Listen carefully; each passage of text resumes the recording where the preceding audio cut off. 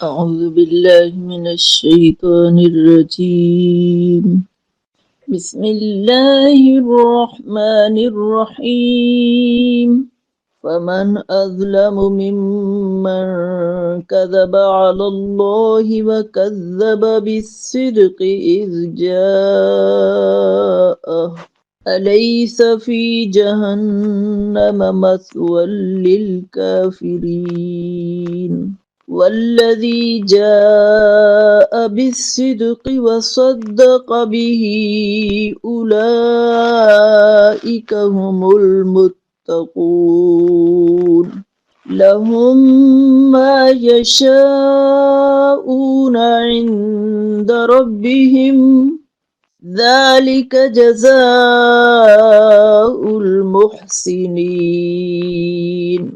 ليكفر الله عنهم أسوأ الذي عملوا ويجزيهم أجرهم بأحسن الذي كانوا يعملون أليس الله بكاف عبده ويخوفونك بالذين من دونه ومن يضلل الله فما له من هاد ومن يضلل الله فما له من هاد ومن يهد الله فما له من مضل أليس الله بعزيز ذي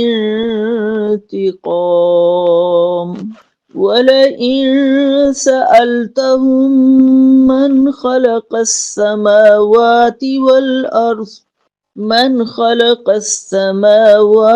والأرض ليقولن الله قل أفرأيتم ما تدعون من دون الله إن أرادني الله بضر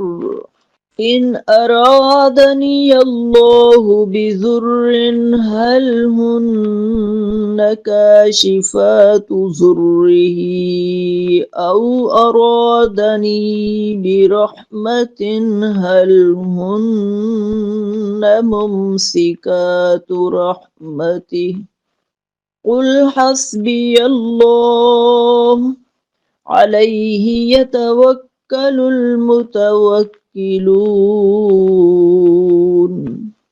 قل يا قوم اعملوا على مكانتكم إني عامل فسوف تعلمون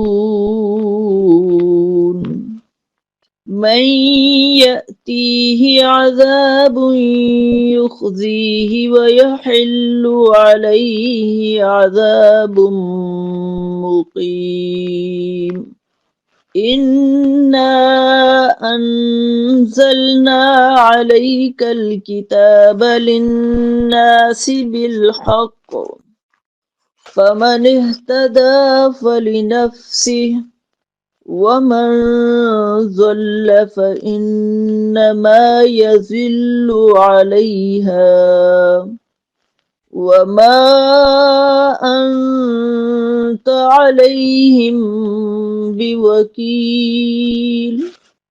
اعوذ باللہ من الشیطان الرجیم بسم اللہ الرحمن الرحیم 24ویں پارے میں سورہ زمر، سورۃ المومن، سورہ حامیم سجدہ کا کچھ حصہ ہے۔ سب سے پہلے سورہ الزمر کی آیت نمبر 32 اور 33 ہے، جس میں اللہ تعالیٰ فرماتے ہیں کہ پھر اس شخص سے بڑھ کر ظالم کون ہوگا جو اللہ پر جھوٹ باندھے اور سچ کو جھٹلائے جب وہ اس کے پاس آ جائے، کیا ایسے کافروں کے لیے جہنم میں ٹھکانہ نہیں؟ اور جو شخص سچ لے کر آیا اور جس نے اسے سچ مانا، یہی لوگ پرہیزگار ہیں۔ تو یہ دو آیات مبارکہ ہیں، یہاں پر کافر کا تذکرہ ہے، کفر کا تذکرہ ہے، اور اس شخص کو ظالم قرار دیا گیا ہے جو جھوٹ باندھے اور سچ کو جھٹلائے۔ اللہ پر جھوٹ باندھنا یعنی اللہ کا انکار ہے، اور سچ کو جھٹلانا یعنی اللہ جو ہے مالک ہے، خالق ہے، معبود ہے، رازق ہے، اللہ کی اس قدرت، اس حیثیت کو جھٹلانا، تو یہ دراصل کفر ہے۔ پہلی بات تو یہ کہ کفر ہے کیا؟ کفر کہتے ہیں چھپانے کو، کافرہ چھپانا، ڈھانپ دینا، کسی چیز پر پردہ ڈال دینا۔ اس لیے عربی میں کسان کو بھی اس لیے کافر کہا جاتا ہے کیونکہ وہ بیج کو مٹی میں ڈھانپ دیتا ہے۔ قرآن میں یہ مفہوم آیا ہے سورہ الحدید کی آیت نمبر 20 کے اندر۔ یہاں کفار سے مراد کسان ہے، یعنی بیج کو مٹی میں ڈھانپنے والے۔ اصطلاحی طور پر کفر یہ ہے کہ اللہ کی طرف سے آئے ہوئے کسی واضح، ثابت اور معلوم حق کو جان بوجھ کر جھٹلا دینا، اس پر پردہ ڈال دینا، یعنی اللہ کے وجود کا انکار، اللہ کی وحدانیت کا انکار، نبی کی رسالت کا انکار، قرآن کا انکار۔ کفر کی حقیقت دراصل یہ ہے کہ حق سامنے ہونے کے باوجود وہ اسے رد کرتا ہے۔ اس لیے قرآن میں کفر کو اکثر ظلم کہا گیا کیونکہ یہ حق کے ساتھ ناانصافی ہے۔ اچھا، یہیں پر شرک کا بھی معنی موجود ہے، لہذا کفر اور شرک میں فرق بھی دیکھنے کی ضرورت ہے کہ پھر شرک کیا ہے، دونوں میں فرق کیا ہے۔ شرک اللہ کے ساتھ کسی کو ذات، صفات، اختیارات یا عبادات میں شریک ٹھہرانا ہے۔ اللہ تعالیٰ فرما رہے ہیں کہ خبردار، خالص دین تو اللہ ہی کے لیے، اور جن لوگوں نے اس کے سوا اور کارساز بنا لیے، یعنی یہاں پہ شرک کا ذکر ہے سورہ زمر کی آیت نمبر 3 میں۔ یہاں شرک کی بنیاد بتائی کیا گئی، عبادت اور بندگی ہونی صرف خالص اللہ کے لیے، لیکن جب خالص نہ رہے تو وہ شرک ہے۔ کچھ پہلو ہم دیکھ لیتے ہیں کہ کفر حق کا واضح انکار ہے اور شرک حق میں کسی کو شریک کرنا ہے۔ کفر انکار اور جھٹلانا ہے، شرک عبادات میں اور اللہ پر اعتماد میں شریک کرنا ہے۔ کفر سچائی کا انکار ہے اور شرک اللہ کے علاوہ کوئی اور دوست اور ولی بنا لینا ہے۔ شرک ہدایت سے انکار ہے جو سب سے بڑا گناہ ہے۔ اب یہ بات بھی سمجھنے کی ہے کہ ہر شرک کفر ہے، لیکن ہر کفر جو ہے وہ لازماً شرک نہیں ہے۔ سورہ زمر کی روشنی میں کفر کی کچھ اقسام ہیں۔ سب سے پہلے حق سامنے ہو مگر اسے مانے ہی نہ، جھٹلا دیں، اور دوسرا کیا، اس سے روگردانی کریں، نہ کھلے انکار کریں نہ قبول کریں، بس لاپرواہی برتیں کہ دل سخت ہو جاتے ہیں، نصیحت اثر نہیں کرتی۔ تیسرا تکبر ہے کہ حق کو پہچان لیا لیکن تکبر کی وجہ سے ماننا نہیں ہے۔ اور پھر چوتھی قسم نفاق ہے کہ ظاہر ایمان باطن میں انکار۔ تو سورہ زمر کی روشنی میں ہی شرک کی بھی اقسام ہے۔ نمبر 1 عبادات میں شرک ہے کہ عبادت میں غیر اللہ کو شریک کرنا، آیت نمبر 3 اور 36 میں۔ اور شرک یہ بھی ہے کہ اللہ کے سوا کسی کو پکارے، 38 نمبر آیت میں ہے۔ اور شرک یہ بھی ہے کہ اللہ کے علاوہ کسی اور پر بھروسہ کرے، آیت نمبر 36 میں ہے۔ اور پھر ایک شرک یہ بھی ہے کہ حکم، فیصلہ کسی اور کا مانے اللہ کے سوا، یہ آیت نمبر 44 میں ہے۔ آیت نمبر 32 اور 33 کے اندر ایک ذکر الحاد کا بھی ہے۔ الحاد جو ہے وہ عربی زبان میں اس کا مادہ لام ہا دال ہے۔ الحاد کا مطلب ہوتا ہے سیدھی راہ سے ہٹ جانا، ٹیڑھا ہو جانا، انحراف کرنا۔ لحد قبر کے ایک پہلو کو کہتے ہیں جو سیدھی کھدائی سے ہٹ کر ہوتی ہے۔ لحد اصل میں الحاد کی اصطلاحی معنی اللہ کے وجود، اس کی ربوبیت یا اس کی الوہیت کا سرے سے انکار کرنا، یا یہ کہنا کہ کائنات خود بخود وجود میں آ گئی، اس کا کوئی خالق ہی نہیں ہے۔ گویا کہ الحاد خدا کے وجود کا انکار، وحی اور نبوت کا انکار، آخرت اور اس کی جواب دہی کا انکار۔ قرآن پاک نے ہمیں یہ بات سمجھائی، سورہ فصلت کے اندر 40 نمبر آیت ہے کہ بے شک جو لوگ ہماری آیات میں کجروی اختیار کرتی ہیں، یعنی آیات الہی کا انکار یا غلط تعویل کرنا بھی الحادی کی ایک شکل ہے۔ سب سے بڑا مسئلہ یہ کہ آج بھی جو الحاد کے مسائل موجود ہیں، بہت سارے ملحدین ایتھیسٹ اس وقت معاشرے کے اندر بڑے سرگرم ہیں۔ ان کی کیا اعتراضات ہیں، وہ کیا کہتے ہیں، ان کے کیا سوالات ہیں؟ وہ کہتے ہیں کہ سب کچھ نیچر نے بنایا ہے، سائنس ہی سب کچھ ہے، مذہب ذاتی معاملہ ہے، اللہ نظر آئے تو مانے، نعوذ باللہ۔ اور بھی اعتراضات اسی طرح کے ان کے موجود ہیں۔ ان کا ساتھ ساتھ جواب بھی دیکھنے کی ضرورت ہے، اور اللہ تعالیٰ نے قرآن پاک کے اندر اس کا جواب دیا ہے۔ ایک بات تو یہ سمجھ لینی چاہیے کہ الحاد توحید کی نفی ہے، کفر حق کی نفی ہے، اور شرک توحید میں ملاوٹ ہے۔ آج کا الحاد تو زیادہ تر سائنس، جذبات اور معاشرتی تجربات سے جڑا ہوا ہے۔ اللہ کے وجود سے متعلق کچھ سوالات ہیں جو وہ کرتے ہیں کہ اگر اللہ ہے تو ہمیں نظر کیوں نہیں آتا، ہر چیز کا ثبوت ہوتا ہے، اللہ کا ثبوت کہاں ہے، کائنات خود بخود کیوں نہیں بن سکتی، اگر اللہ ہے تو وہ خاموش کیوں ہے۔ زیادہ تر یہ سوالات جو ہیں فزیکل ایویڈنس کی شرط سے جنم لیتے ہیں، اور دوسرا شر اور تکلیف کے مسئلے پہ وہ لوگ بات کرتے ہیں کہ اگر اللہ رحمان و رحیم ہے تو معصوم بچوں پر مصیبت مصیبتیں کیوں آتی ہیں، زلزلے، بیماریاں، جنگیں کیوں آتی ہیں، کیا اللہ ان سب کو روک نہیں سکتا؟ اگر روک سکتا تو کرتا کیوں ہے؟ یہ سوالات عموماً جذباتی صدمے سے نکلتے ہیں، صرف عقل سے نہیں۔ دوسرا یہ کہ وہ مذہب کو سائنس کے مقابلے میں لے آتے ہیں، اور جب سائنس کچھ ایکسپلین کر دیتی ہے تو پھر خدا کی ضرورت محسوس نہیں ہوتی۔ اگر اللہ خالق ہے تو یہ ایوولوشن کیا ہے، اللہ کہاں ہے، اس کے لیے بگ بینگ کا نظریہ انہیں پریشان کرتا ہے، متاثر کرتا ہے۔ دراصل ان کا ایک بڑا مسئلہ مذہب ہے۔ انہیں لگتا ہے کہ مذہب انسانوں کو کنٹرول کرتا ہے، اور مذہب نفرت اور جنگوں کی وجہ بنا ہے۔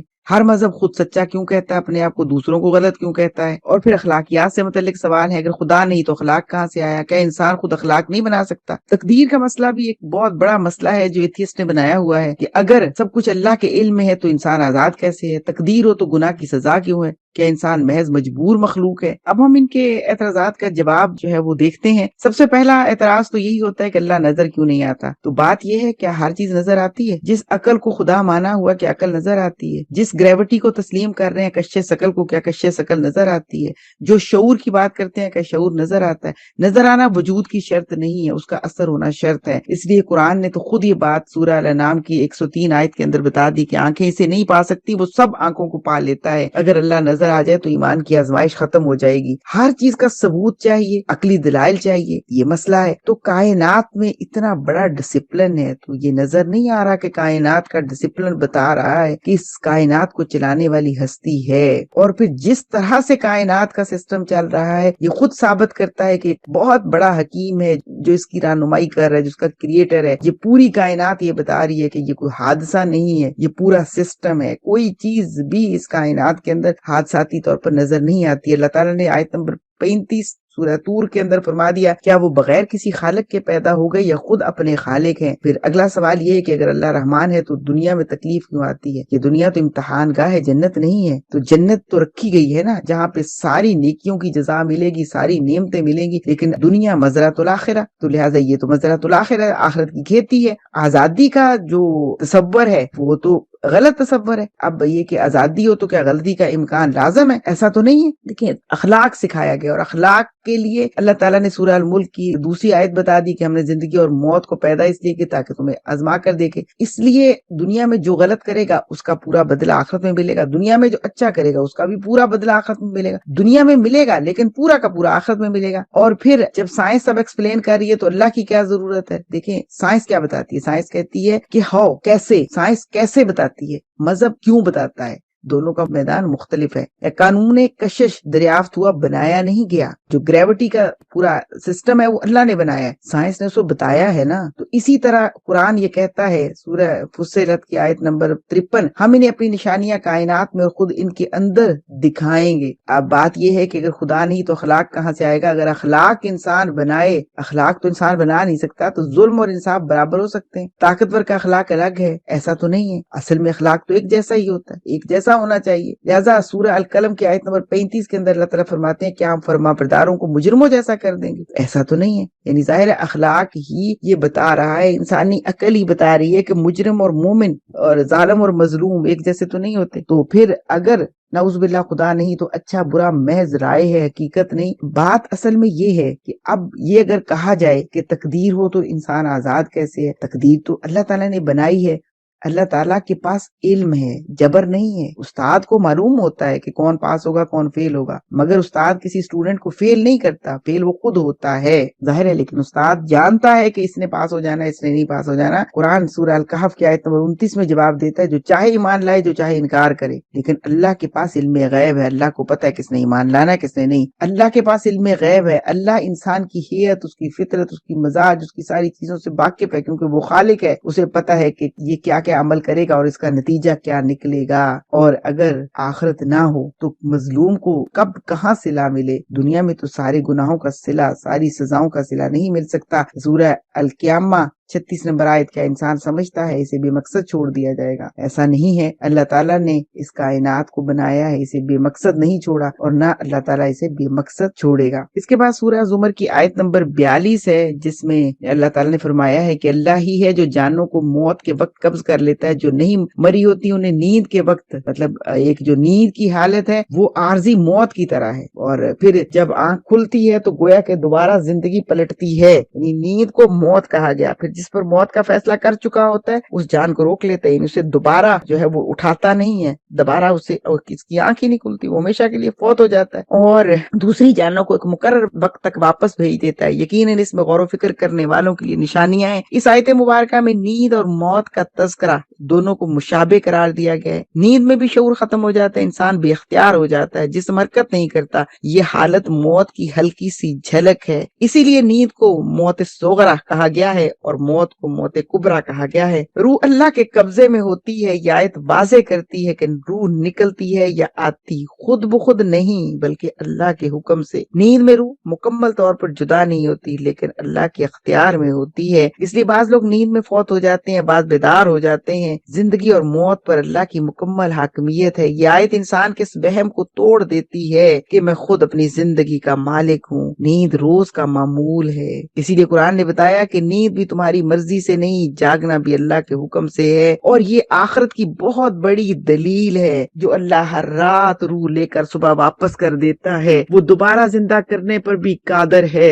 اور اس میں انسان کی بے بسی اور اللہ کی قدرت ہے۔ جاگنے کی ضمانت انسان نہیں دے سکتا، نیند میں اپنے لیے کچھ کر نہیں سکتا، چاہے تو اللہ روح روک لے، چاہے تو اللہ روح واپس کر دے۔ یہ احساس ہے جو انسان کے اندر عاجزی پیدا کرتا ہے، شکر کے جذبات پیدا کرتا ہے اور اللہ کی وحدانیت پر یقین پیدا کرتا ہے۔ نیند ہمیں روزانہ یاد دلاتی ہے کہ ہماری جان اللہ کے قبضے میں ہے، لہٰذا پتہ نہیں کل آنکھ کھلے یا نہ کھلے، تو اس لیے موت آنے سے پہلے ہی اپنے اعمال، اپنی سمت اور اپنی منزل کا تعین کر لیں۔ اس کے بعد سورہ زمر کی آگے 49 آیت کے اندر علم کے حوالے سے بتایا گیا ہے کہ علم کب فتنہ بن جاتا ہے۔ اسلام میں علم بذات خود نور ہے، لیکن غلط نیت، غلط موقع، غلط انداز سے اس کو فتنہ بنا دیتے ہیں۔ جب علم تکبر کے لیے ہو، جب انسان اس لیے علم حاصل کرے کہ خود کو بڑا ثابت کرے، دوسروں کو حقیر سمجھے اور حقیر دکھائے اور بتائے کہ میں زیادہ جانتی ہوں اور میرے پاس زیادہ علم ہے، یہ علم ہدایت کے بجائے گمراہی کا ذریعہ بن جاتا ہے۔ اللہ تعالیٰ فرماتے ہیں پس جب انسان کو کوئی تکلیف پہنچتی ہے تو وہ ہمیں پکارتا ہے، پھر جب ہم اسے اپنی طرف سے نعمت عطا کر دیتے ہیں تو کہتا ہے یہ تو مجھے میرے علم کی وجہ سے ملی ہے، بلکہ یہ تو ایک آزمائش ہے، مگر ان میں سے اکثر نہیں جانتے۔ اس آیت مبارکہ کا مرکزی مفہوم یہ ہے کہ یہ آیت انسان کی نفسیات اور علم کے فتنہ بن جانے کو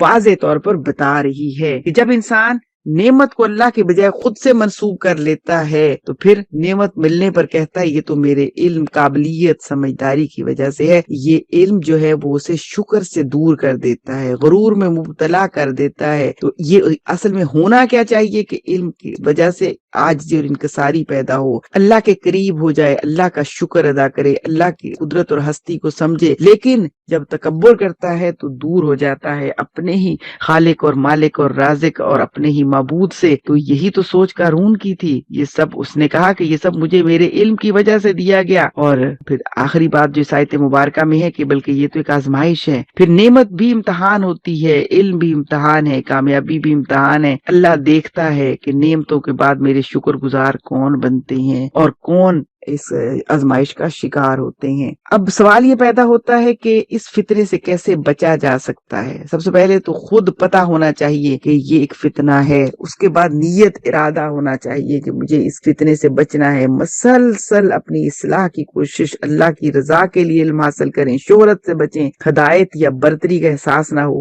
اور سورہ البینہ کی 5 نمبر آیت میں اللہ تعالیٰ فرماتے ہیں ترجمہ، نیت بگڑ جائے تو سب سے بڑا علم بھی وبال بن جاتا ہے۔ یہ سمجھنا، یقین رکھنا کہ علم اللہ کا دیا ہے، فہم بھی اس کا دیا ہے، اثر بھی اس کے ہاتھ میں ہے، میرے پاس تو کچھ بھی نہیں ہے۔ اگر کچھ علم حاصل کیا تو وہ بھی اس کی قدرت، اس کی طاقت، اس کی رحمت کی وجہ سے ہے، ورنہ میری حیثیت اوقات کیا ہے۔ یہ بہت بڑی اور اہم بات، اور اس حوالے سے آخری بات یہ کہ جو اللہ نے علم دیا ہے اس کے مطابق زندگی گزاریں، اس سے ہٹ کر زندگی نہیں گزاریں۔ 53 نمبر آیت سورہ زمر کی، اس میں یہ سمجھایا گیا ہے کہ مایوسی سے بچنا ہے، امید کیسے پیدا کرنی ہے۔ مایوسی صرف ایک کیفیت نہیں، یہ دل کی وہ حالت ہے جو انسان کو عمل سے روک دیتی ہے۔ قرآن پاک اسے بہت سنجیدگی سے لیتا ہے۔ مایوسی کی اصل وجہ کو سمجھنا ضروری ہے۔ اکثر مایوسی کی جڑ یہ ہوتی ہے کہ ہم نتائج اپنے ہاتھ میں سمجھ لیتے ہیں۔ ہم سمجھتے ہیں میں ناکام ہو گئی تو سب ختم ہو جائے گا۔ ہم اللہ کی حکمت کو اپنے وقت کے ترازو میں تولتے ہیں اور یہی سوچ مایوسی پیدا کرتی ہے۔ قرآن مایوسی کو اس حوالے سے سورہ یوسف کی آیت نمبر 87 میں فرماتا ہے کہ اللہ کی رحمت سے مایوس نہ ہو۔ قرآن میں مایوسی کو رحمت الہی سے بدگمانی کہا گیا ہے۔ اللہ کی رحمت سے بدگمانی، اللہ کی رحمت کو بڑا سمجھ لیں گے تو مایوس نہیں ہوں گے۔ اس آیت مبارکہ میں 53 نمبر سورہ الزمر کی یہ آیت بتاتی ہے کہ کس طرح مایوس دلوں کے لیے سب سے بڑی امید کیا ہے۔ اللہ کی رحمت، اللہ تعالیٰ فرماتا ہے کہ میری رحمت سے مایوس نہ ہوں، لا تقنطوا من رحمت اللہ۔ ضرورت کیا ہے سمجھنے کی؟ وہ یہ ہے کہ قرآن نے ہمیں یہ بھی سمجھا دیا، تنگی کے ساتھ آسانی ہے، ساتھ یہ بھی بتا دیا کہ عمل سے امید جنم لیتی ہے، کہ اگر ہم عمل کریں گے تو امید ہوگی۔ مایوسی بیٹھنے سے بڑھتی ہے۔ نماز، دعا، کوئی چھوٹا سا نیکی کا عمل، یہ سب چیزیں انسان کی مایوسی کو ختم کر دیتی ہیں۔ اللہ کی رحمت سے امید رکھنا یہ مایوسی کو ختم کرتا ہے، اور مایوسی اگر ختم نہ کی جائے تو یہ ڈپریشن اور انزائٹی کا باعث بنتی ہے۔ مایوس انسان اس نفسیاتی امراض کا شکار ہوتا چلا جاتا ہے، اس کی توانائی کم ہو جاتی ہے، اس کی دلچسپی ختم ہونے لگتی، اداسی، بے حسی، تھکن بڑھتی چلی جاتی ہے۔ یہی کیفیت ڈپریشن کی بنیاد بنتی ہے۔ مایوسی مستقبل کے بارے میں یہ خوف پیدا کرتی ہے، آگے کیا ہوگا، اگر سب بگڑ گیا تو میں سنبھال نہیں پاؤں گی۔ بے چینی بڑھ جاتی ہے، دل گھبرانا شروع ہو جاتا ہے، نیند متاثر ہوتی ہے، کاموں میں توجہ متاثر ہوتی ہے، یہ انزائٹی کی شکل ہے۔ پھر ڈپریشن کہتا ہے تم کمزور ہو، اور انزائٹی کہتی ہے خطرہ آنے والا ہے۔ کیوں مایوسی مزید گہری ہوتی چلی جاتی ہے؟ قرآن اس چکر کو کیسے توڑتا ہے؟ وہ کہتا ہے کہ لا تقنطوا من رحمت اللہ، اللہ کی رحمت سے مایوس نہ ہو۔ امید حوصلہ دیتی ہے، ایمان کی حفاظت کرتی ہے، اور کرنا کیا ہے؟ اپنے خیال کو بدلنا ہے۔ یہ خود ہی کر سکتے ہیں، کوئی دوسرا نہیں کر سکتا۔ کیفیت کو بدلنے کی ضرورت ہے۔ خیال بدلیں گے تو کیفیت بدلے گی۔ ہر بار جب دل کہے سب ختم، فوراً جواب دیں یہ احساس ہے، یہ حقیقت نہیں ہے۔ خیالات جذبات کو جنم دیتے ہیں، تو چھوٹا سا عمل بڑی شفا کا باعث ہوتا ہے۔ ایک نماز جو 2 نفل اللہ کے سامنے، اس کے سامنے دعا کے لیے، گڑ گڑانے کے لیے، سر سجدے میں رکھ کر اللہ کو اپنا سب کچھ سمجھتے ہوئے اس کے سامنے اپنا دل کھول دینے، یہ ایک عمل ہے جو انسان کو مایوسی سے نکال کر امید کی روشنی میں لے جاتا ہے۔ اور پھر سورہ والضحیٰ کی تلاوت، اس کا بار بار ذکر، اور اللہ کی نعمتوں کی لسٹ بنانا، اللہ کی نعمتوں کا اقرار کرنا، اللہ کی نعمتوں کو سوچنا، اور پھر کسی ایک کام کو مکمل کر لینا اور اس پر اللہ کا شکر ادا کرنا کہ دیکھیں یہ کام میں نے کر لیا۔ اللہ کی مدد سے یہ مایوسی کو ختم کر دیتا ہے۔ اور اگر زیادہ پریشانی ہو تو پھر کسی سے مدد لے لینا، مدد بھی جو ہے وہ بہت مددگار ہوتی ہے۔ مدد لینا کمزوری نہیں ہے۔ اللہ کا ذکر، اللہ کو یاد کرنا، اللہ سے مدد مانگنا، اللہ سے دعائیں مانگنا، اللہ پر یقین رکھنا، یہ ڈپریشن، انزائٹی اور مایوسی کو ختم کر کے انسان کو بہت پر امید بنا دیتا ہے۔ آیت نمبر 65 میں اللہ تعالیٰ فرماتے ہیں، اور اے نبی صلی اللہ علیہ وسلم، آپ کی طرف اور آپ سے پہلے لوگوں کی طرف بھی وحی کی جا چکی ہے، اگر بالفرض تم شرک کرو گے تو تمہارے سب اعمال ضرور ضائع ہو جائیں گے، تم یقیناً نقصان اٹھانے والوں میں سے ہو جاؤ گے۔ اس آیت کا مرکزی مفہوم یہ ہے کہ یہ آیت اعمال کے ضائع ہونے کا سب سے سخت اور واضح اعلان ہے۔ یہ اعمال کب ضائع ہوتے ہیں؟ شرک اعمال کو ضائع کر دیتا ہے۔ عبادت کتنی ہی زیادہ ہو، عمر کتنی ہی لمبی ہو، خدمات کتنی ہی بڑی ہو، لیکن سب کچھ ضائع ہو جائے گا اگر انسان اللہ کے ساتھ اس کی صفات میں، اس کے اختیارات میں کسی کو شریک ٹھہرائے گا۔ تو اللہ تعالیٰ کو عبادت بھی خالص چاہیے، اللہ کو جو بھی ایمان بھی خالص چاہیے، عبادت ہر چیز خالص چاہیے۔ نبی صلی اللہ علیہ وسلم کو خطاب کر کے فرمایا گیا ہے کہ نبی شرک سے پاک ہوتے ہیں۔ امت کو تنبیہ کی گئی ہے شرک سے بچ کر رہیں، اور اگر شرک کیا تو اعمال ضائع ہو جائیں گے۔ یہ آیت واضح کرتی ہے کہ گناہ توبہ سے معاف ہو سکتے ہیں، کمزوری اللہ درگزر کر دیتا ہے، لیکن شرک اگر توبہ کے بغیر ہو تو اعمال کو بھی ضائع کر دیتی ہے۔ یعنی شرک سے توبہ کریں گے تو معافی ملے گی، ورنہ اعمال ضائع ہو جائیں گے۔ تو اللہ تعالیٰ نے خود سورہ نساء کی 48 نمبر آیت میں فرما دیا کہ اللہ شرک کے علاوہ ہر گناہ کو بخش دیتا ہے۔ ان اللہ لا یغفر ان یشرک بہ، اس آیت کا خاص طور پر اس حوالے سے اہم ہے کہ اللہ تعالیٰ شرک کے علاوہ سارے گناہ معاف کر دیتے ہیں۔ یہ جو سورہ الزمر کی آیت نمبر 65 ہے، اس آیت کا تعلق عمر کے آخری حصے سے، خاص طور پر بڑھاپے میں یہ خطرہ زیادہ ہوتا ہے کہ انسان نیکیوں پر مطمئن ہو جائے، عقیدے کی باریکیوں سے غافل ہو، کچھ غیر شرعی باتوں کو معمولی سمجھے۔ اس لیے قرآن آخری عمر میں توحید کی حفاظت پر زور دیتا ہے۔ ہر انسان خود سے پوچھے، اپنا ہم جائزہ لیں کہ میرا بھروسہ اللہ پر ہے یا اسباب پر، میری عبادت خالص اللہ کے لیے یا لوگوں کے لیے، میں مشکل میں کس کو پکارتی ہوں۔ سورہ زمر 65 آیت بتاتی ہے کہ اعمال کی حفاظت عبادت سے نہیں بلکہ عقیدہ توحید سے ہوتی ہے، اور اعمال ضائع انسان کن کن چیزوں سے کرتا ہے۔ اس آیت مبارکہ میں صرف کھلے شرک کی بات نہیں بلکہ شرک خفی کی بھی سخت تنبیہ ہے۔ عبادات میں دکھاوا، اللہ کے بجائے لوگوں پر آخری بھروسہ، مشکل میں اللہ کے ساتھ کسی اور کو پکارنا، یہ سوچ کہ میں اپنی صلاحیت سے سب کچھ حاصل کر لوں گی یا کر لیا ہے، یہی باریک شرک ہے جو آہستہ آہستہ اعمال کھا جاتا ہے۔ تو لہٰذا اس آیت مبارکہ میں باریک قسم کے شرک سے بھی منع کیا گیا ہے۔ پھر سورہ زمر کی آیت نمبر 68 ہے، اللہ تعالیٰ فرماتے ہیں ترجمہ، اور سور پھونکا جائے گا تو جو آسمانوں میں ہے جو زمین میں ہے سب بے ہوش ہو جائیں گے سوائے اس کے کہ جسے اللہ چاہے۔ پھر دوبارہ سور پھونکا جائے گا تو اچانک وہ سب کھڑے ہوں گے اور دیکھ رہے ہوں گے۔ اس آیت مبارکہ میں قیامت کے جو پہلا سور ہے اس کا ذکر ہے۔ یہ سور جو ہے وہ موت عام کا اعلان ہوگا جس سے ہر ذی روح فنا ہو جائے گی، دنیا کا پورا نظام ختم ہو جائے گا۔ اس سے واضح ہوتا ہے کہ زندگی مستقل نہیں، موت حتمی ہے، اور سوائے اس کے کہ جسے اللہ چاہے۔ یہ اللہ کی قدرت کی دلیل ہے کہ وہ جسے چاہے محفوظ رکھے۔ یہ آیت ہمیں سکھاتی ہے کہ اختیار صرف اللہ کے ہاتھ میں ہے۔ اور دوسرا سور یہی دوبارہ اٹھائے جانے کا، موت کے بعد دوبارہ زندگی، سب لوگ دوبارہ زندہ ہوں گے، پورا شعور، پورا ادراک واپس آ جائے گا۔ اور یہ آیت ہمیں یاد دلاتی ہے کہ دنیا ایک عارضی قیام گاہ ہے، دنیا ایک عارضی جگہ ہے، دنیا ایک عارضی وقفہ ہے، یعنی ہم جنت سے آئے تھے واپس وہیں جائیں گے، اور اصل زندگی آخرت کی زندگی ہے۔ اس کے بعد سورہ المومن شروع ہو جاتی ہے، اور سورہ المومن کی آیت نمبر 7 تا 9 ہے۔ جو فرشتے عرش کو اٹھائے ہوئے ہیں اور جو اس کے گرد ہیں وہ اپنے رب کی حمد کے ساتھ تسبیح کرتے ہیں اور اس پر ایمان رکھتے ہیں، اور ایمان والوں کے لیے مغفرت کی دعا کرتے ہیں۔ ہمارے رب تو نے ہر چیز کو رحمت اور علم سے گھیر رکھا ہے، پس ان لوگوں کو بخش دے جو توبہ کرے، تیرے راستے کی پیروی کریں، انہیں جہنم کے عذاب سے بچا۔ اے ہمارے رب، انہیں ہمیشہ رہنے والی جنتوں میں داخل فرما جن کا تو نے ان سے وعدہ کیا ہے، اور ان کے والدین، ان کی بیویوں اور ان کی اولاد میں سے جو نیک ہو انہیں بھی ان کے ساتھ شامل فرما، یقیناً تو غالب حکمت والا ہے۔ اور انہیں برائیوں سے بچا لے جسے تو نے اس دن برائیوں سے بچا لیا، تو یقیناً تو نے اس پر رحم فرما دیا، یہی بہت بڑی کامیابی ہے۔ ان 3 آیات مبارکہ سے جو بات سمجھ میں آتی ہے کہ فرشتے مومنوں کے خیر خواہ ہیں، عرش کے قریب ترین فرشتے ہیں، خود عبادت میں لگے ہوئے ہیں اور مومنوں کے لیے بھی دعا کر رہے ہیں۔ یہ مومن کی عظمت کو ظاہر کرتا ہے کہ فرشتے بھی اس کے لیے دعا کرتے ہیں۔ فرشتوں کی دعا میں 3 چیزیں شامل ہیں، نمبر 1 توبہ، نمبر 2 اللہ کے راستے کی پیروی، نمبر 3 جہنم سے حفاظت۔ اب بات سمجھ میں کیا آئی کہ نجات کا راستہ بند نہیں،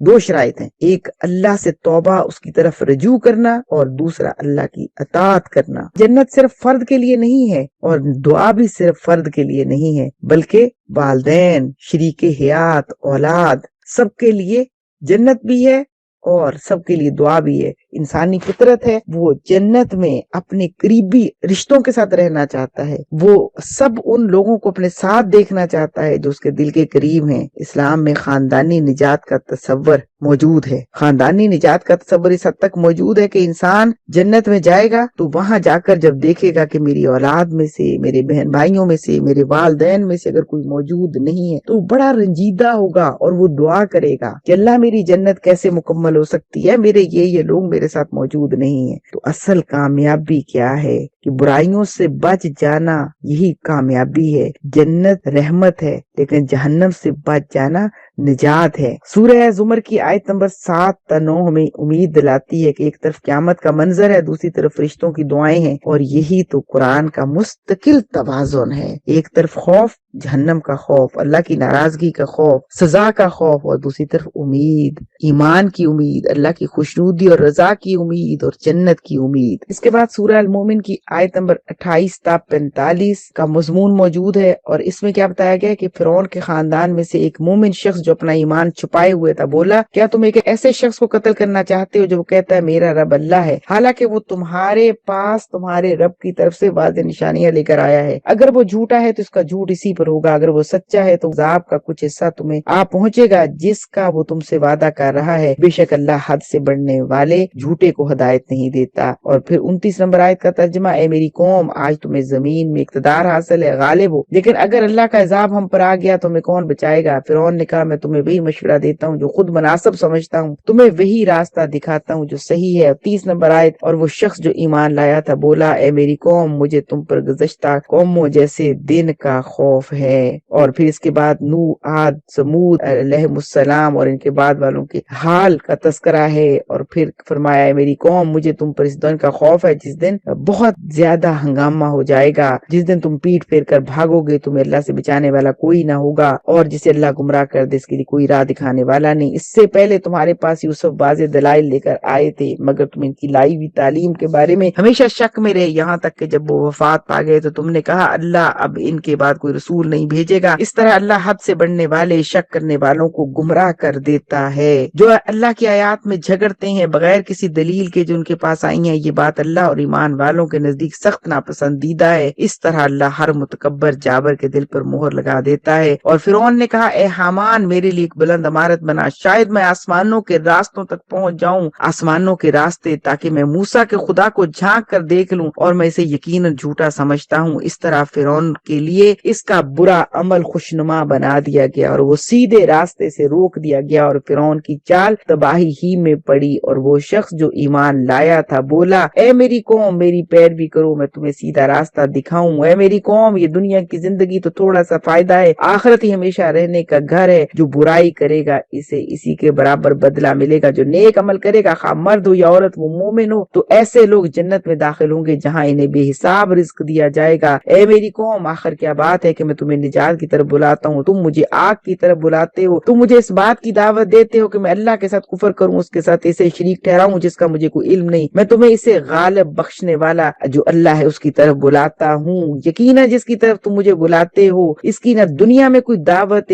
حق ہے نہ آخرت میں، اور ہماری واپسی اللہ ہی کی طرف ہے، اور حد سے بڑھنے والے ہی جہنم والے ہیں۔ بس ان قریب تو میری بات یاد کرو گے اور میں اپنا معاملہ اللہ کے سپرد کرتا ہوں، یقیناً اللہ بندوں کو خوب دیکھنے والا ہے۔ پس اللہ نے اسے ان کی بدترین چالوں سے بچا لیا اور فرعون والوں کو سخت عذاب سے آ گھیرا۔ یہ آیت نمبر سورہ المومن کی 28 تا 45 کا ترجمہ تھا۔ یہاں پر کیا سمجھایا گیا ہے؟ ایک فرد پوری قوم کے مقابل کھڑا ہے، یہ آل فرعون کا مومن شخص ہے، وہ اکیلا ہے، کمزور ہے، مگر حق پر مضبوط ہے۔ یہ آیات بہت بڑا سبق ہے میرے اور آپ کے لیے، جو سکھاتی ہیں کہ حق کی طاقت تعداد سے نہیں یقین سے ہوتی ہے۔ آل فرعون کے اندر ایک شخص تنہا کس طرح سے کتنی قوت کے ساتھ حق کی دعوت دے رہا ہے، یہ بہت بڑا میسج ہے۔ یہ آیات مبارکہ بہت حیران کر دینے والی اور بہت ہی امپریسو ہیں، لیکن اس مومن کی دعوت میں حکمت کتنی ہے۔ وہ دھمکی نہیں دیتا، وہ عقل سے بات کرتا ہے، تاریخ یاد دلاتا ہے، انجام بتاتا ہے۔ یہی قرآن کا اسلوب ہے۔ قرآن نے ہمیں دعوت کا یہی اسلوب سکھایا ہے کہ اقتدار کا نشہ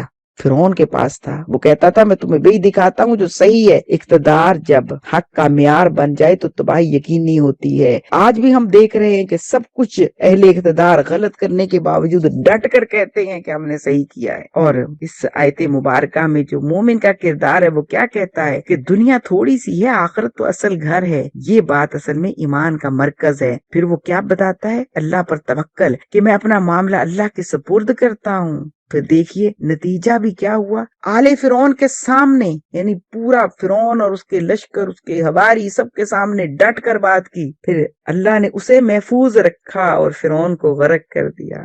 سبحان اللہ، یہ بہت بڑا، بہت اہم واقعہ ہے، اہم ایک کردار ہے، اہم ایک کیس سٹڈی ہے جو اللہ تعالیٰ ہمارے سامنے رکھتا ہے کہ اللہ کس طرح دشمنوں کے بڑے گروہ، دشمنوں کی بڑی طاقت اور دشمنوں کے بڑے اقتدار کے اندر بھی اپنے اس مومن بندے کو محفوظ بھی رکھ لیتا ہے، اور اس کی بات کیسی حق ثابت ہوتی ہے کہ فرعون پھر غرق ہو جاتا جاتا ہے۔ آگے اس عذاب قبر کا ذکر ہے کہ آل فرعون پر صبح شام آگ پیش کی جاتی ہے۔ یہ بہت اہم اور نازک موضوع ہے۔ سب سے پہلے تو یہ دیکھنا چاہیے کہ عذاب قبر ہے کیا۔ یہ اس سزا کو کہتے ہیں جو موت کے بعد اور قیامت سے پہلے عالم برزخ عذاب روح کو ہوتا ہے۔ بعض صورتوں میں جسم سے بھی تعلق جو ہے وہ رکھا جاتا ہے جیسا اللہ چاہے۔ یہ سزا قیامت کے بڑے عذاب سے پہلے ایک انتباہ ہے۔ عذاب قبر کا ثبوت حدیث مبارکہ میں ملتا ہے کہ نبی صلی اللہ علیہ وسلم کا ارشاد ہے، قبر یا تو جنت کے باغوں میں سے ایک باغ یا جہنم کے گڑھوں میں سے گھڑا۔ جامع ترمذی کی حدیث ہے۔ اور پھر اسی طرح ایک حدیث مبارکہ ہے صحیح بخاری اور صحیح مسلم میں کہ نبی صلی اللہ علیہ وسلم دو قبروں کے پاس سے گزرے، آپ نے فرمایا ان دونوں کو عذاب ہو رہا ہے اور کسی بڑی بات پر نہیں ہو رہا، ان میں سے ایک پیشاب سے نہیں بچتا،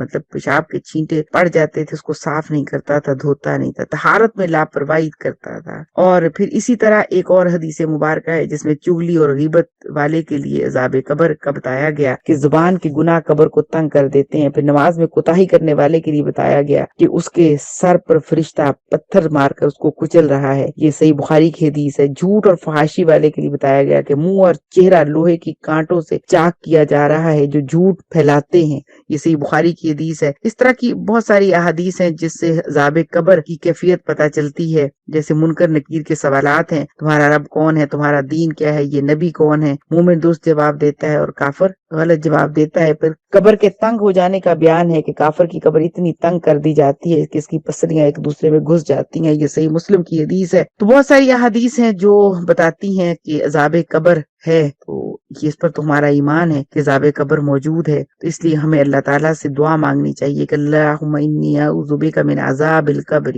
یہ پھر خاص ذکر اس آیت مبارکہ میں یہ ہے کہ آل فرعون پر صبح و شام آگ پیش کی جاتی ہے۔ بات یہ ہے کہ اللہ تعالیٰ نے فرمایا کہ آگ ہی ہے جس پر انہیں صبح و شام پیش کیا جاتا ہے۔ جس دن قیامت قائم ہوگی کہا جائے گا فرعون والوں کو سختی نظام میں داخل کر دو۔ یہ جو صبح و شام آگ پیش کی جاتی ہے عذاب قبر عالم برزخ کی سب سے واضح قرآنی دلیل ہے۔ اور یہ عذاب کب ہو رہا ہے؟ قیامت کے بعد نہیں، جہنم میں داخل ہونے کے بعد نہیں، موت کے بعد اور قیامت سے پہلے۔ تو صبح و شام سے مراد علماء اس کی وضاحت کرتے ہیں کہ اس سے مراد تسلسل ہے، بار بار وقفے سے، یعنی یہ عذاب مسلسل چلتا رہتا ہے، ایک لمحے کا بھی نہیں ہے، بار بار کی یاد دہانی ہے۔ دنیا جیسا یہ وقت نہیں ہے، اصل میں سمجھانے کے لیے صبح و شام کہا گیا ہے۔ اور یہ عذاب روح کو ہوتا ہے یا جسم کو؟ اہل سنت کا موقف یہ کہ اصل عذاب روح کو ہوتا ہے، مگر روح کا تعلق جسم سے قائم رہتا ہے، اس لیے کیفیت محسوس ہوتی ہے، جیسے خواب میں جسم بستر پر ہوتا ہے مگر تکلیف یا خوشی محسوس ہوتی ہے۔ یہ مثال بہرحال سمجھانے کے لیے مکمل مماثلت نہیں ہے، کیونکہ بہرحال اللہ تعالیٰ کا وہ ایسا نظام ہے جس کو ہم سمجھ نہیں سکتے، یعنی ہماری سمجھ میں یہ بات اس طرح سے کسی ایسی مثال کے ساتھ ہم نہیں بیان کر سکتے۔ ہم اس کو یوں کہہ سکتے ہیں کہ برزخ کی سزا پیشگی سزا ہے، جہنم مکمل سزا ہے۔ اور یا پھر اس کو یوں سمجھا جا سکتا ہے کہ جیسے مجرم کو سزا سے پہلے جیل میں رکھا جاتا ہے اور جب سزا یعنی وہ فیصلہ ہو جاتا ہے تو پھر اس کو جیل ہوتی ہے۔ اس کے بعد سورہ حامیم سجدہ شروع ہوتی ہے جس کی آیت نمبر 4 اور 5 جس میں ایمان اور استقامت کا موضوع ہے۔ اللہ تعالیٰ فرماتے ہیں کہ یہ قرآن خوشخبری دینے والا بھی اور ڈرانے والا بھی، لیکن ان میں سے اکثر نے منہ موڑ لیا تو وہ سنتے ہی نہیں ہیں، اور انہوں نے کہا ہمارے دل اس بات سے پردوں میں ہیں کہ جس کی طرف تم ہمیں بلاتے ہو، اور ہمارے کانوں میں بوجھ ہے اور ہمارے اور تمہارے درمیان ایک پردہ ہے، بس تم اپنا کام کرو ہم اپنا کام کرتے جائیں گے۔ ایمان صرف سچ کو مان لینے کا نام نہیں بلکہ سچ کے ساتھ جڑے رہنے کا نام ہے، یہی استقامت ہے۔ سورہ حامیم سجدہ کی آیات یہی بتاتی ہیں۔ قرآن کے دو بنیادی اوصاف اللہ تعالیٰ نے بیان کیے ہیں، ایک تو یہ کہ بشیر ہے، وہ خوشخبری دیتا ہے قرآن، دوسرا نذیر ہے، ڈرانے والا ہے۔ ایمان والوں کے لیے امید ہے، منکرین کے لیے تنبیہ ہے۔ ایمان صرف خوف پر نہیں اور صرف امید پر بھی نہیں بلکہ خوف اور امید کے توازن پر قائم رہتا ہے۔ یہ آیت ایمان کے راستے میں 3 بڑی رکاوٹیں بیان کرتی ہے۔ پہلی رکاوٹ دلوں پر پردے ہیں، ہمارے دلوں میں پردے ہیں، یہ انکار نہیں بلکہ دل کی بندش ہے۔ جب انسان تعصب پال لے، انا کو حق پر مقدم کرے تو دل پر پردے پڑ جاتے ہیں۔ کانوں میں بوجھ ہے، ہمارے کانوں میں بوجھ ہے، یعنی سننا موجود ہے مگر سن کر قبول نہیں کرنا۔ یہ کیفیت ہمیں بتاتی ہے کہ ہر سننے والا نہیں ہوتا۔ حق اور باطل کے درمیان فرق بتا رہی ہے کہ ہمارے اور تمہارے درمیان پردہ ہے۔ یہ وہ مقام ہے جہاں انسان کہتا ہے تم اپنے دین پر رہو، ہم اپنے طریقے پر۔ یہ استقامت نہیں، یہ ضد ہے، اور ضد ہمیشہ ہلاکت کی طرف لے جاتی ہے۔ استقامت کیا ہے؟ حق پہچان لینے کے بعد مخالفت، تنہائی اور تانوں کے باوجود حق پر قائم رہنا۔ استقامت کا امتحان ایمان لانے سے پہلے نہیں نہیں، ایمان لانے کے بعد آتا ہے۔ قرآن واضح پیغام دیتا ہے کہ ایمان بغیر استقامت کے کمزور ہے اور استقامت بغیر ایمان کے بے بنیاد ہے۔ اس لیے بہت ضرورت ہے اس بات کی کہ ہم اللہ تعالیٰ سے ایمان کے ساتھ استقامت کی بھی دعا کریں۔ اس لیے اب ہم سورۃ المومن کی آیت نمبر 60 کی روشنی میں دعا کی اہمیت اور ضرورت دیکھتے ہیں، اور اللہ تعالیٰ فرماتے ہیں تمہارے رب نے فرمایا مجھے پکارو میں تمہاری دعا قبول کروں گا، یقیناً جو لوگ میری عبادت سے تکبر کرتے ہیں وہ عنقریب ذلیل ہو کر جہنم میں داخل ہوں گے۔ یہاں پر یہ سمجھایا جا رہا ہے کہ انسان کمزور ہے، اس کی طاقت محدود اور علم ناقص ہے، زندگی کے ہر موڑ پر اسے کسی ایسے سہارے کی ضرورت ہوتی ہے جس کی کمزوری کو قوت میں بدل دے، اور وہ سہارا دعا ہے۔ قرآن میں دعا کو محض ایک عمل نہیں بلکہ عبادت کا جوہر قرار دیا ہے۔ دعا کیا ہے؟ دعا کا مطلب ہے اللہ کو پکارنا، اپنی حاجت، کمزوری اور محتاجی کا اعتراف کرنا، دل کا جھک جانا۔ دعا دراصل یہ اعلان ہے اے اللہ میں محتاج ہوں اور تو غنی ہے۔ دعا کی حیثیت اس آیت مبارکہ میں 3 باتیں واضح کی گئی ہیں کہ دعا اللہ کا حکم ہے کہ مجھے پکارو، یعنی دعا اختیار نہیں بلکہ اللہ کا دیا ہوا حکم ہے۔ جو دعا نہیں کرتا وہ دراصل اللہ سے بے نیازی کا دعویٰ کرتا ہے۔ دوسرا، یہ قبولیت کا وعدہ ہے، میں تمہاری دعا قبول کروں گا۔ یہ واحد عبادت ہے جس پر اللہ نے براہ راست وعدہ فرمایا ہے، اور وعدہ اللہ کا ہو تو اس میں شک کی کوئی گنجائش نہیں رہتی۔ پھر اس میں قبولیت کی صورتیں بتائی گئی ہیں، یا اس سے بہتر مل جائے گی جو مانگ رہے ہو، یا پھر یہ ہوگا کہ کسی مصیبت سے بچا لیے جاؤ گے، یا آخری شکل یہ ہے کہ وہ ساری دعائیں تمہارے لیے آخرت میں ذخیرہ کر دی جائیں گی اور اس کے بدلے تمہیں نیکیاں ملیں گی اور ساری چیزیں مل جائیں گی۔ دعا نہ کرنا کیا ہے؟ تکبر، جو میری عبادت سے تکبر کرتے ہیں۔ قرآن نے دعا نہ کرنے کو سستی نہیں بلکہ تکبر کہا، کیونکہ دعا نہ کرنے والا یہ سمجھتا ہے مجھے کسی کی ضرورت نہیں، اور یہی سوچ انسان کو ہلاکت تک لے جاتی ہے۔ اب یہ سوچنے کی بات ہے کہ دعا کی ضرورت کیوں ہے؟ کیونکہ انسان بے بس ہے۔ ہم اپنی صحت کے لیے بے بس ہیں، ہم اپنے کل کے فیصلے کے لیے بے بس ہیں، ہم اپنی حقیقت نہیں سمجھ پاتے، ہم اپنی ہر ضرورت کے لیے بے بس ہیں۔ دعا دل کو زندہ رکھتی ہے۔ کیوں؟ اس لیے کہ دعا مایوسی کو توڑتی ہے، خوف کو امید میں بدلتی ہے، آنسوؤں کو سکون میں بدلتی ہے۔ دعا دل کا سہارا ہے۔ دعا مشکل وقت میں انسان کو ڈھارس دیتی ہے، دعا تقدیر کو بدل دیتی ہے۔ حضور صلی اللہ علیہ وسلم نے فرمایا کہ تقدیر کو دعا کے سوا کوئی چیز نہیں بدلتی۔ تو یہ بہت بڑا ہتھیار ہے ہمارے پاس، اور دعا عبادت بھی ہے، بلکہ دعا عبادت کی روح ہے۔ نماز، روزہ، حج سب میں دعا شامل ہے، لیکن دعا کے کچھ آداب ہیں: عاجزی، یقین، صبر، رزق حلال، گناہوں سے توبہ۔ یہ دعا کی قبولیت کے آداب ہیں کہ ہم اللہ کے عاجز بندے بن کر رہیں، اور یہ یقین رکھیں کہ اللہ میری دعا سن رہا ہے، قبول کرے گا، اور صبر کریں کہ بے صبری کہ ابھی دعا مانگی ابھی پوری ہو جائے گی، بے صبری نہیں، مسلسل اللہ سے طلب کرتے رہیں۔ حرام رزق والے کی دعا قبول نہیں ہوتی، حلال رزق کھانا، حلال رزق استعمال کرنا یہ ضروری ہے۔ حضور صلی اللہ علیہ وسلم نے فرمایا کہ ایک شخص بھاگا ہوا آتا ہے، دور سے سفر کر کے اللہ کے گھر کے سامنے کھڑا ہوتا ہے، غبار آلود اس کے بال ہیں، غبار آلود اس کا لباس ہے۔ وہ کہتا ہے، پکارتا ہے یا اللہ، مگر اس کی پکار نہیں سنی جاتی، کیونکہ اس کا کھانا حرام، اس کا پہننا حرام، اس لیے حلال رزق ضروری ہے۔ پھر گناہوں سے توبہ، جتنی گناہوں سے توبہ کریں گے اتنا ہی دل صاف ہوگا، ایمان مضبوط ہوگا، اور اللہ دعائیں سنے گا۔ اور پھر بہت اہم بات، دعا الفاظ سے نہیں، دعا دل سے، دل کی حالت سے قبول ہوتی ہے۔ جتنی دل سے مانگی جائے گی، جتنی یقین سے مانگی جائے گی، اتنی ہی دعا قبول ہوگی۔ اور دراصل دعا ہی ہے جو ہم جیسے کمزوروں کا سہارا ہے، دعا ہی ہے جو ہمارا اپنے رب کے ساتھ بندگی کا احساس ہے، دعا ہی ہے جو ہمیں اپنے اللہ سے جوڑ دیتی ہے، دعا ہی ہے جو کبھی تنہا نہیں ہونے دیتی۔ تو اللہ کرے کہ ہم سب اپنے رب کے ساتھ حقیقی طور پر جڑ جائیں۔ آمین۔ السلام علیکم ورحمۃ اللہ وبرکاتہ۔